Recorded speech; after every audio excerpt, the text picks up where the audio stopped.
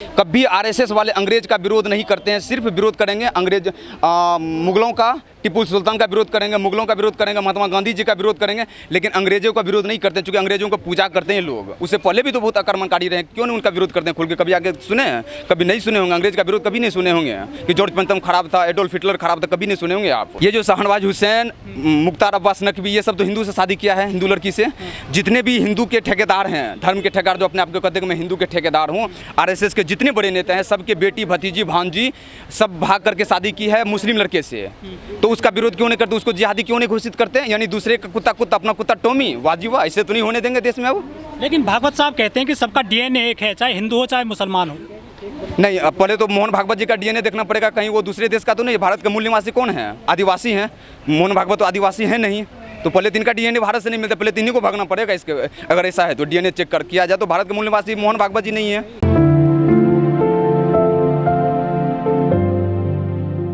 नीरज देव भारतीय। नीरज जी, आप संघ में रहे हैं, वहाँ कहाँ तक पहुँचे थे आप?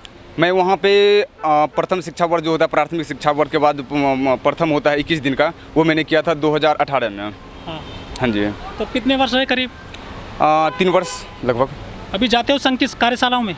नहीं, अब मैं नहीं जाता हूँ संघ के कार्यशाला में। जिस दिन मुझे सच्चाई पता चल गई आरएसएस की, उस दिन से मैं जाना बंद कर दिया। उसमें जो जनता को दिखता है बाहर, वो आरएसएस में होता नहीं है। अभी तक आपको पता होगा कि 1925 से आरएसएस जो गठन हुआ है, उसके बाद जो भी हो रही है, और जो उसमें सच्चाई है, जिस दिन आपको सच्चाई पता चल जाएगी, देश की जनता को सच्चाई पता चल जाएगी, उस दिन जनता आरएसएस को खदेड़ने लगेंगे, नफरत करने लगेंगे आरएसएस की सच्चाई से। मैं बोल रहा हूँ ना। सच्चाई क्या है उसकी? मैं बता रहा हूँ कुछ सच्चाई मैं आपको आज बता रहा हूँ। भारत माता की जो पूजा करते हैं, भारत माता की, आप आरएसएस का जो फोटो देखे होंगे, वो भारत माता की फ़ोटो नहीं है। वो अंग्रेज की, जो हमारी जो लंदन जो है, वहाँ की जो महारानी है, महारानी की पूजा कराई जाती है। आरएसएस का जो असली फ़ोटो है, असली फ़ोटो जो आरएसएस जो है वो महारानी की है। और जो भारत माता की असली फ़ोटो है वो रविंद्रनाथ टैगोर जी के भाई जो थे, रविंद्रनाथ टैगोर जी, उन्होंने फ़ोटो बनाई थी 1905 ईस्वी में। वो फ़ोटो और आरएसएस की फ़ोटो में ज़मीन और आसमान का अंतर है। लेकिन जो संघ वाले हैं वो तो कहते हैं कि हम राष्ट्रीयता सिखाते हैं लोगों में, उनमें जज्बा भरते हैं देशभक्ति का।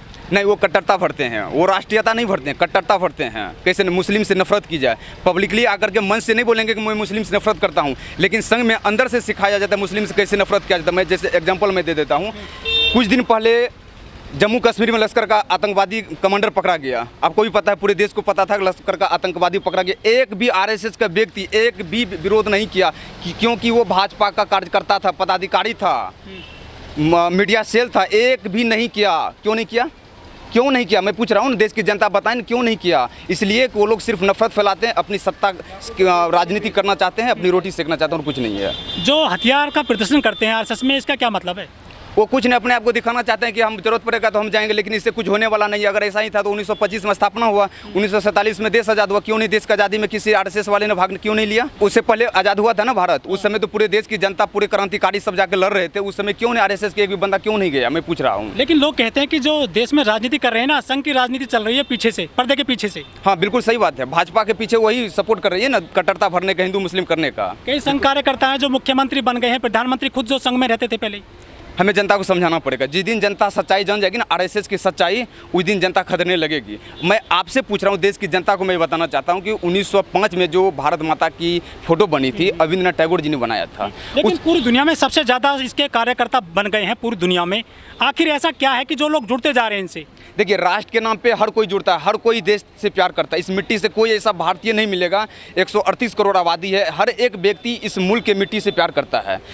आरएसएस वाले क्या करते हैं? जाकर के कहते हैं कि राष्ट्रीयता फैलाते हैं कि हम राष्ट्र की पूजा करते हैं, राष्ट्र की पूजा करते हैं, भारत माता की जय, भारत माता की जय। तो लोग को लगता है कि सच में ये करता है, लेकिन अंदर ऐसा नहीं होता है।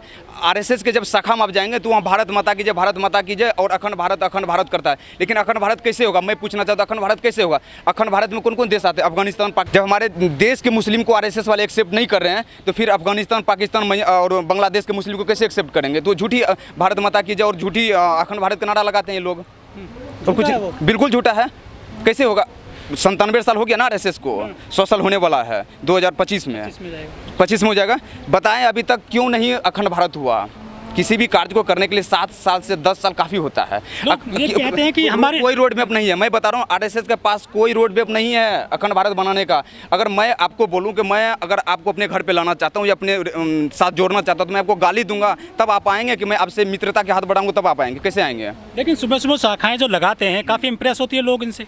बस भारत माता के सुनाने के लिए, अंदर कुछ नहीं है। 2-4 काम भी करते हैं, ऐसा नहीं कि नहीं करते हैं। रोड पे झाड़ू लगा देंगे, कहीं जाके सफाई कर देंगे, पॉलीथीन उठा लेंगे, कचरा उठा लेंगे। उससे लगता है जो दिखाते हैं, दिखाना चाहते हैं, ढोल पीटते हैं, जैसे प्रचार जी भी नहीं है, प्रचार करते हैं झूठी, वही जाके दिखाना चाहते हैं कि हम आरएसएस के हैं और हम देशभक्ति फैलाते हैं। लेकिन ऐसा कुछ नहीं है, अंदर में कट्टरता भरी पड़ी है आरएसएस में। हिंदुओं को मजबूत कर रहे हैं ऐसा भी कहा जाता है।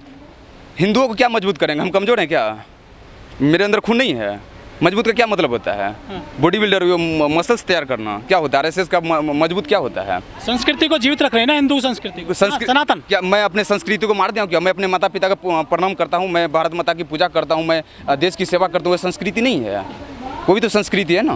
वो दिखाना करते, वो ढोल पीटते, ऐसा नहीं है। संस्कृति जो आरएसएस का स्थापना 1925 से, उससे पहले हमारी सनातन है, उससे पहले हमारी संस्कृति, उससे पहले गुरु को हम लोग आदर करते थे, सम्मान करते थे, समाज में बड़े को प्रणाम करते थे, उससे पहले हमारी संस्कृति है ना।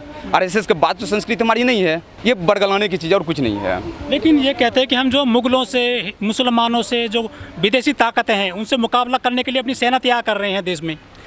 आप बताइए कि आरएसएस ये जो भारत पर आक्रमण सिर्फ अंग्रेज मुगल या अंग्रेज मुगल तो नहीं किया, और उससे पहले के तुर्क किया, अफगानिस्तान किया, पठान किया, बहुत सारे किया। आरएसएस वाले या भाजपा वाले सिर्फ मुगल का और महात्मा गांधी का ही विरोध क्यों करते हैं? कभी आज तक अंग्रेज का विरोध करते हुए सुने हैं? लव जिहाद वगैरह चलता है देश में हिंदू मुस्लिम का, उसको ख़त्म किया जा रहा है। जो आरएसएस के लोग हैं उसमें क्षेत्र में जाते हैं। अगर ख़त्म करने सबसे पहले शाहनवाज हुसैन को अपने भाजपा से निकाल दे लात मार के। मुख्तार अब्बास नकवी किए हैं ना, वो भी तो लब जिहादी है ना। दोनों तो भाजपा के हैं ना, जिहादी है। दोनों को लात मार के हम निकाल दें, हम समझेंगे फिर उसके बाद ये सच्चाई है। ये क्यों नहीं करते अपने? जी कहते हैं मैं बताना जो मैंने कि आरएसएस के जितने भी हिंदू अपने आप को हिंदू के ठेकेदार कहते हैं, ये सब के सब बेटी, भतीजी, भांजी सब मुस्लिम लड़के